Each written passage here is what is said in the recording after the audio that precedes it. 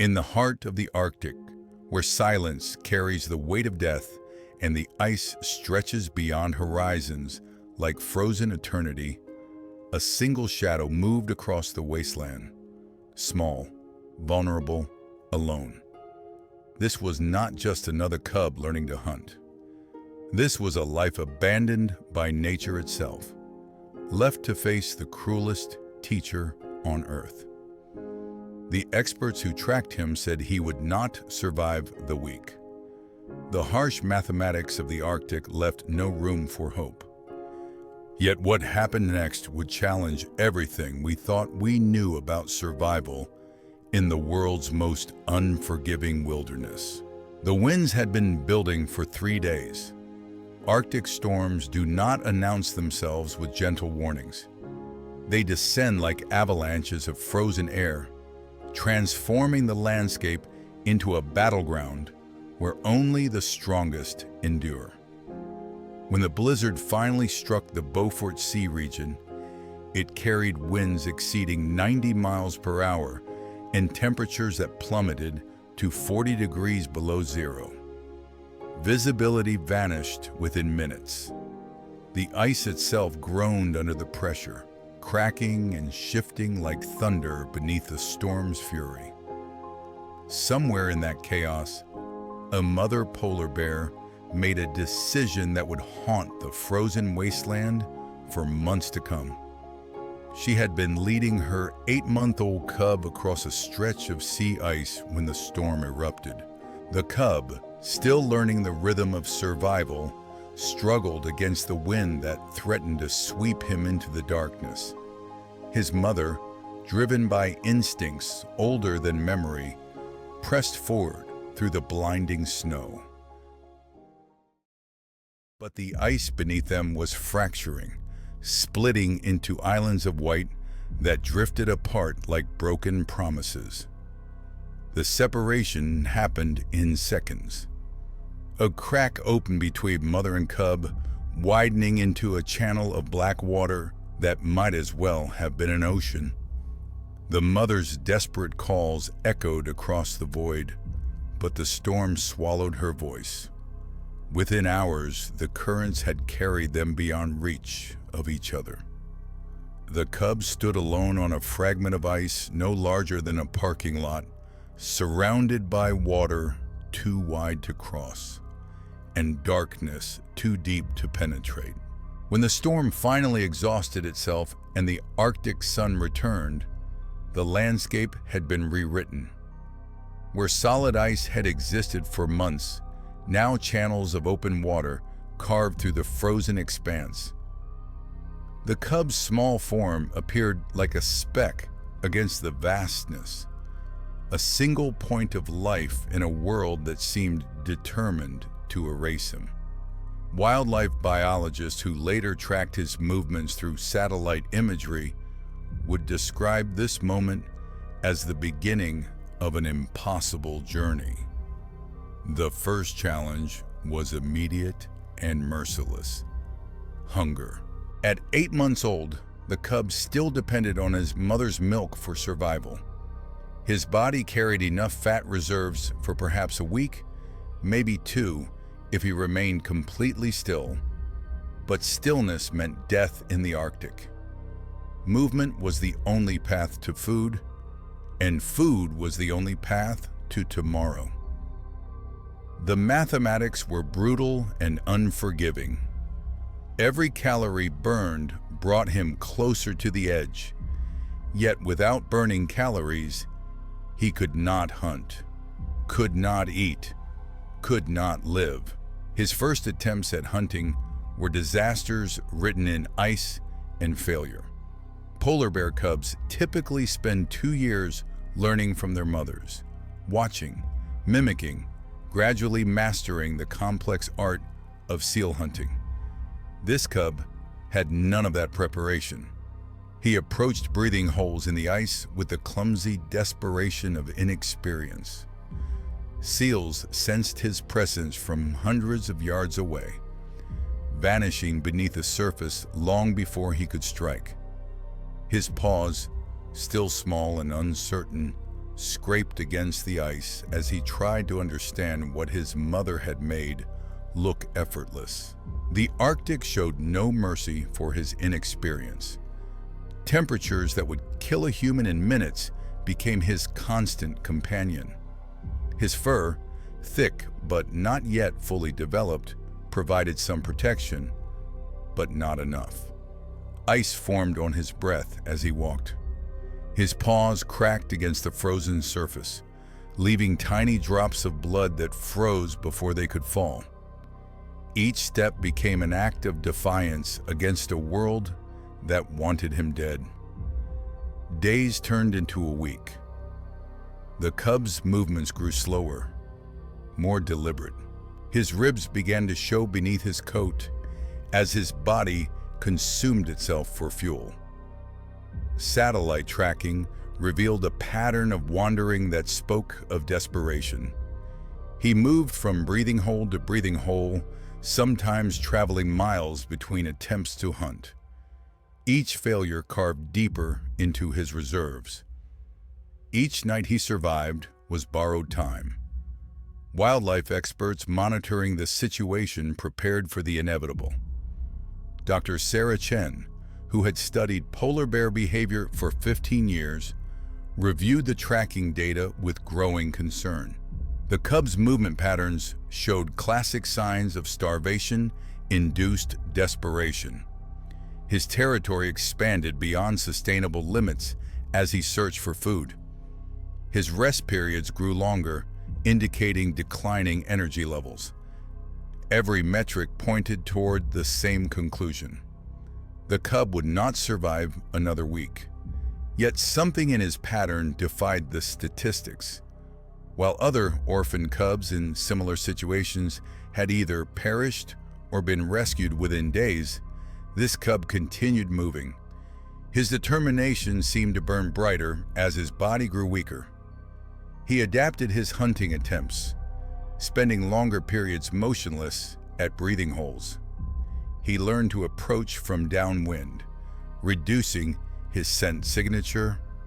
Small improvements, barely measurable but improvements nonetheless. The ice itself became both enemy and teacher. The Arctic Ocean is never truly solid, never completely stable. Pressure ridges rise like frozen mountains where ice sheets collide. Leads of open water appear and disappear with the currents and winds. The cub learned to read these signs, to understand which ice would support his weight and which would crack beneath his paws.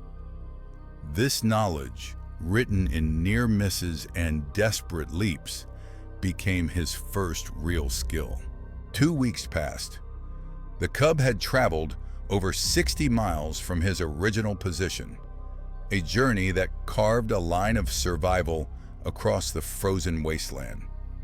His hunting success rate remained near zero, but he had found other sources of sustenance. Kelp washed up on ice edges provided minimal calories. Snow and ice satisfied his thirst.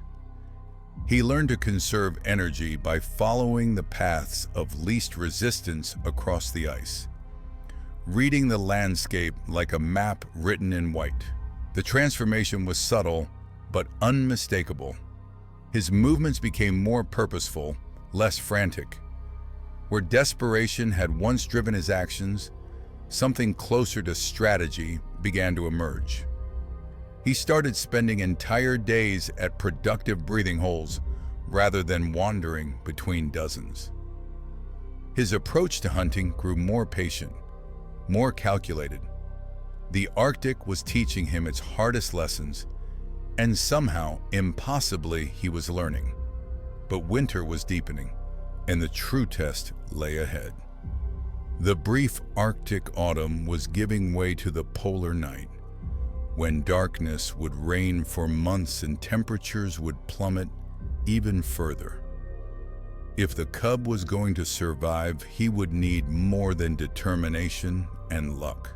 He needed to master the hunt, and the Arctic gave him no choice but to learn through failure, written in ice and starvation.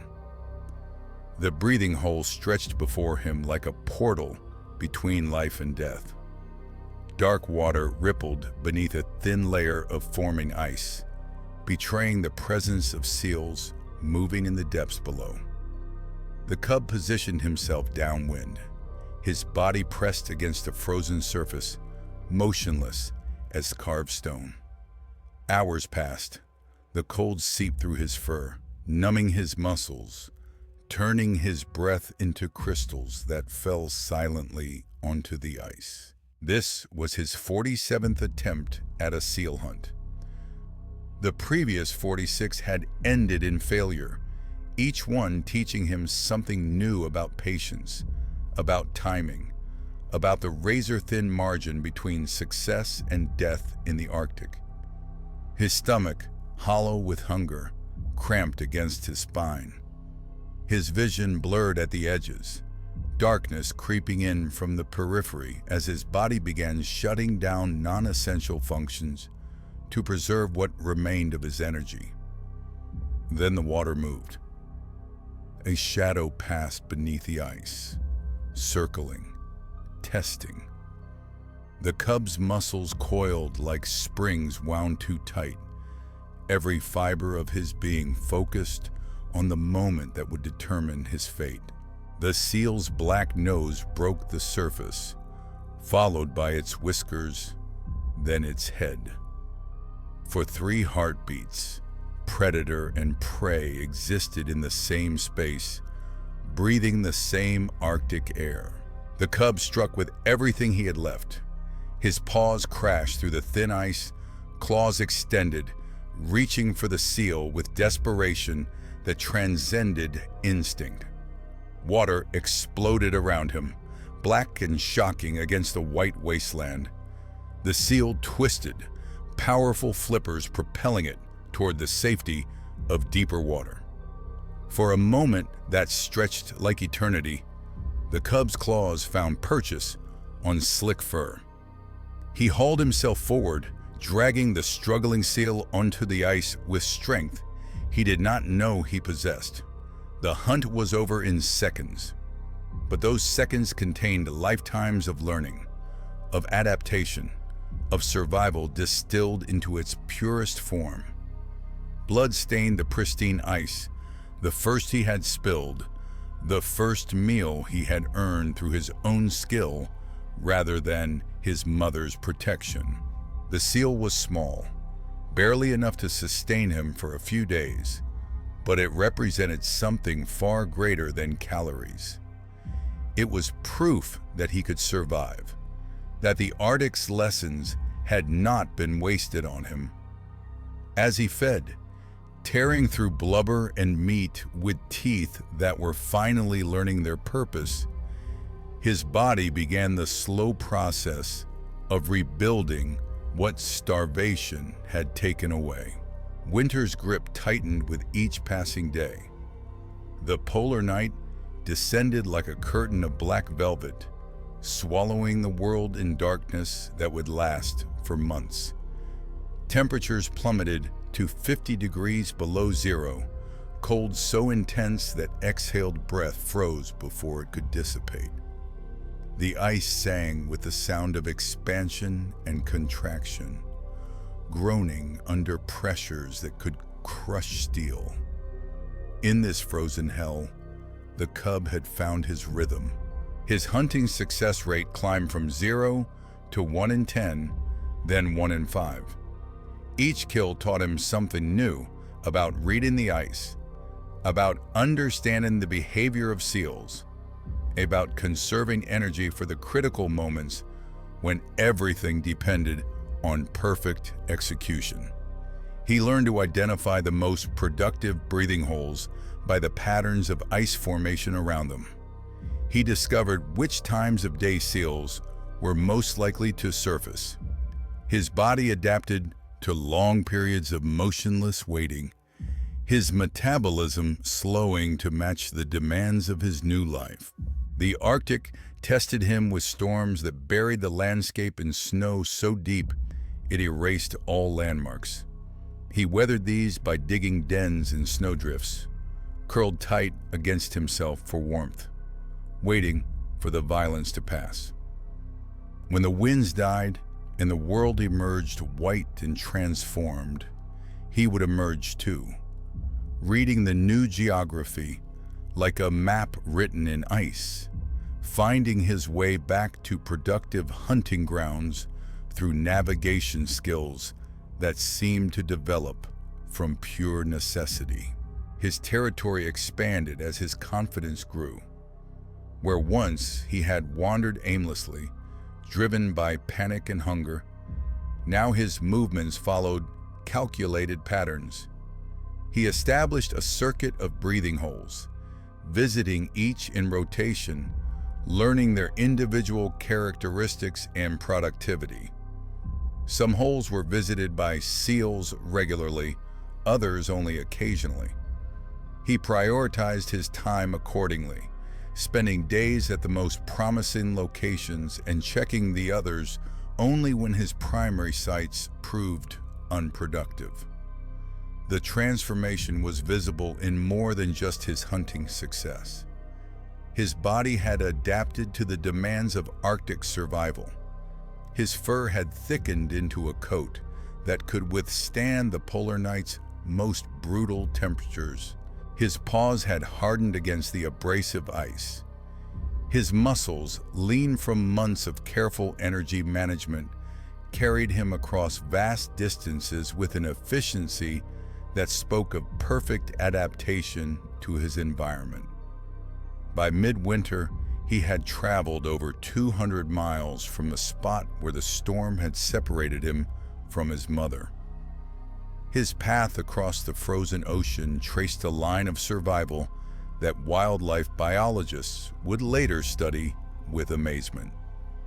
Satellite images showed a pattern of movement that defied every prediction about orphan cub behavior.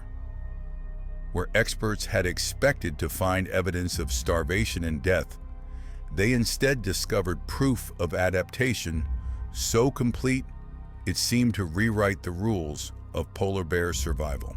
The cub had learned to read weather patterns, seeking shelter before storms arrived and emerging to hunt during the brief windows of calm that followed. He had mastered the art of approaching breathing holes from multiple angles, adapting his strategy to wind direction, ice conditions, and the behavior patterns of individual seals. His success rate continued to climb as winter deepened, reaching levels that would have been impressive for an adult bear, let alone an orphan cub learning through trial and error. The polar night stretched endlessly, but the cub had found his place within it. He had become something new, something that had never existed before in the documented history of polar bear behavior. An orphan who had not just survived, but thrived. A cub who had taught himself to hunt in the world's most unforgiving classroom. The Arctic had tried to break him, and instead, he had learned to bend with its forces while never yielding to its power. As the darkest months of winter settled over the frozen wasteland, the cub continued his solitary existence, no longer the desperate creature who had been abandoned by the storm. He had become a predator in his own right, a master of ice and patience and perfectly timed violence. The experts who had written him off as another statistic were about to discover just how wrong their calculations had been. But the Arctic was not finished testing him. As winter reached its deepest point, when the polar nights stretched endlessly and temperatures fell to depths that could freeze flesh in minutes, a new challenge emerged from the frozen darkness. Other bears, massive adults driven by their own hunger, began to encroach on his territory. These were not the gentle giants of nature documentaries, but apex predators hardened by seasons of survival. their massive frames carrying the scars of countless battles for dominance. The first encounter came without warning. The cub was positioned at his most productive breathing hole, motionless in the pre-dawn darkness, when the ice beneath him began to vibrate. Footsteps, heavy and deliberate, approached through the blackness. An adult male emerged from the shadows like a mountain given life, his massive head swinging back and forth as he tested the air for scents. This bear weighed over 800 pounds, his bulk dwarfing the cub by a factor that spoke of certain death should conflict arise. The rules of polar bear society are written in blood and territory. Adult males killed cubs without hesitation, viewing them as competition for resources or simply obstacles to be removed. The cub understood this with an instinct that predated thought. He backed away slowly, abandoning his hunting position, melting into the darkness beyond the giant's perception. The adult male claimed the breathing hole with the casual authority of absolute power, and the cub was left to find new hunting grounds or starve. This pattern repeated across his territory. Prime locations were claimed by larger bears who could enforce their dominance through sheer size and violence. The cub found himself pushed to marginal hunting grounds, forced to work twice as hard for half the results. His carefully established circuit of breathing holes was disrupted, his hard-won knowledge of productive locations rendered worthless by the presence of competitors he could never challenge directly. Yet the Arctic had already taught him the most valuable lesson of all: adaptation. Where strength failed, intelligence could succeed. Where size was a disadvantage, speed became an asset.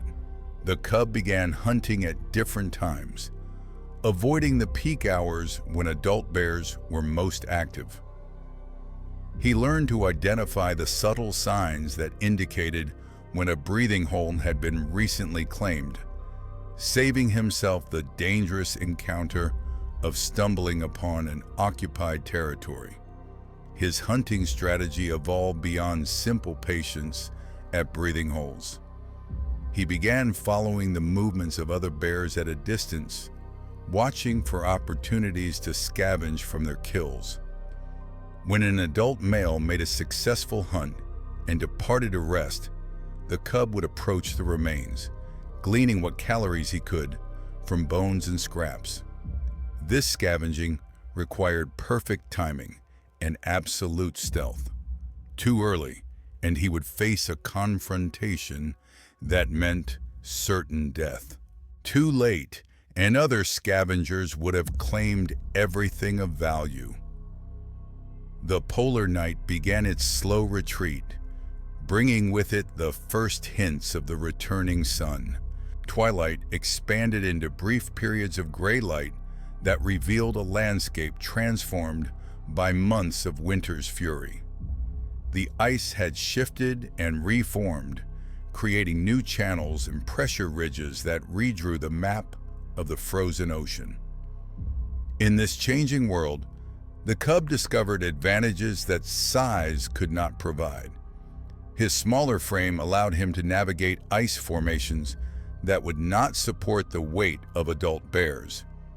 He found breathing holes in areas that larger predators could not safely reach, isolated pockets of productivity hidden among unstable ice formations. These marginal locations required careful navigation and constant awareness of changing conditions, but they provided him with exclusive hunting grounds that compensated for his exclusion from prime territory.